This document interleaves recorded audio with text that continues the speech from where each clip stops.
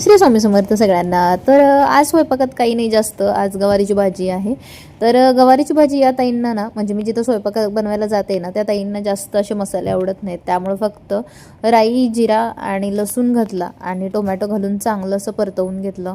फक्त मसाले चांगले भाजावे लागतात। त्यानंतर हे पावडर मसाले म्हणजे गरम मसाला, लाल तिखट, हळद आणि मीठ घातलं आणि छान असं हे पुन्हा भाजून घेतलं तेल सुटेपर्यंत।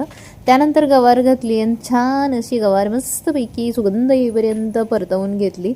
तुम्ही गवार कशी बनवता मला नक्की कमेंटमध्ये सांगा बरं का, की किंवा मग वेगळी पद्धत काय आहे का। आणि मला वाटतं अशी गवार जर तुम्ही खाल्ली ना तर एकदम चमचमीत खूपच भारी लागेल। मला वाटतं की मग आपल्याला हॉटेलचं जेवण पण आवडणार नाही, कारण जे गवारीची स्वतःची जी चव असते ना ती लागते, कारण जास्त मसाले नाही घातले तर, असं मला तरी वाटतं बरं का। आता प्रत्येकाचं आपापलं मत असतं।